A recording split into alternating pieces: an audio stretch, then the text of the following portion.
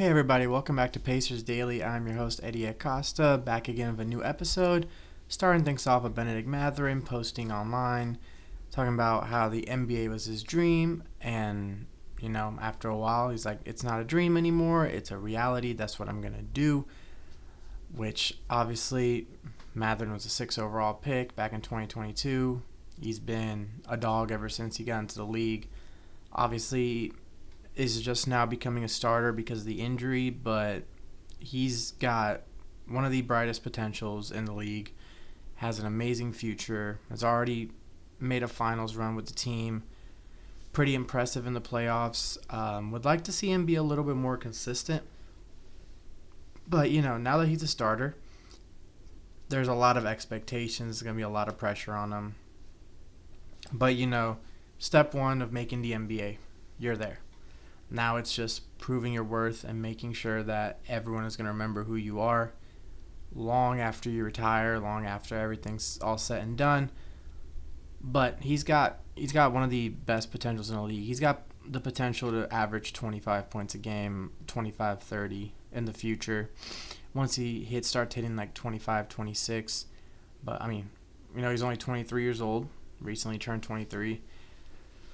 Still a lot that he can improve on, number one being consistency, but his defense has been improving a lot.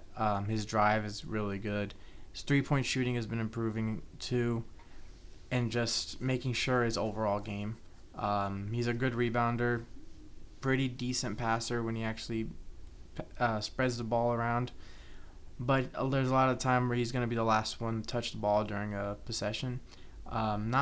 Not bad at turnovers, so that's always a plus. But yeah, we're all proud of the work Mathurin has put in. And now over to Halliburton. Now this is a little different. Tyrese's recovery is going very well. It's good to see him out of a boot. It's good to see him out and about, walking, just showing that he'll be back. Now, I was kind of reading some articles online just because I really like to just look around and kind of see what's being talked about, what's the big news. And one of them was talking about how I talked about the disabled player exception. I don't remember what episode it was, but I was kind of just trying to explain it because the Pacers got some decent money for Halliburton being out for the season, same as when the Pacers used it last year for Jackson and Wiseman.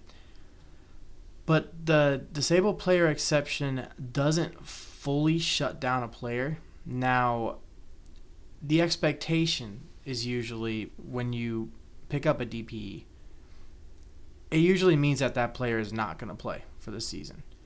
But it isn't a fully guarantee. It's just for what should be season-ending injuries. Now, in no way, shape, or form am I saying that Tyrese should play this year. No, the recovery is the number one most important thing.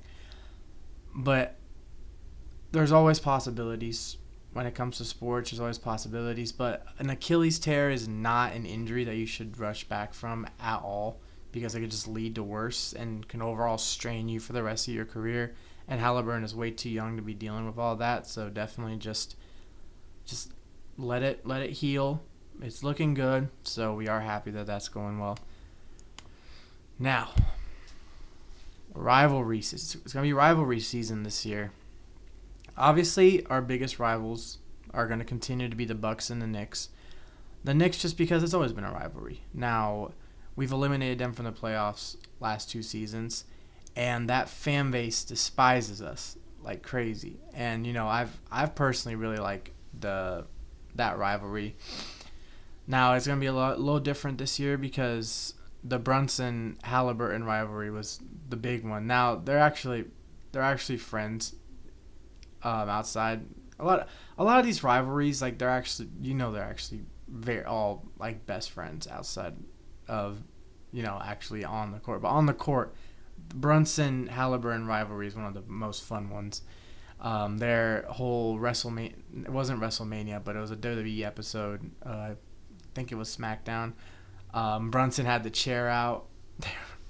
That was fun.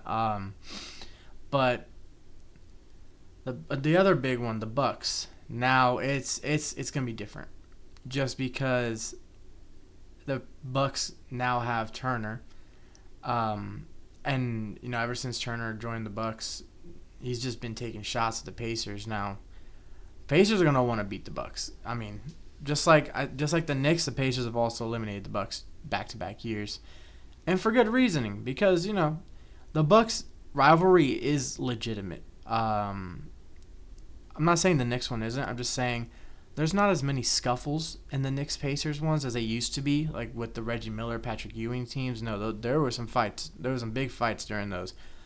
But now all the scuffles are in the Bucks Pacers series. Now, obviously, all of it started last year, in season tournament. The fact that the Pacers were just schooling the Bucks pretty much every game that they played. All started with the 64-point Giannis game, the one game that the Pacers lost in the regular season to the Bucks. All because the Pacers grabbed the game ball for Oscar Tshiebwe, who scored his first points. Giannis made a big deal about it, and ever since then, it's just been a huge rivalry.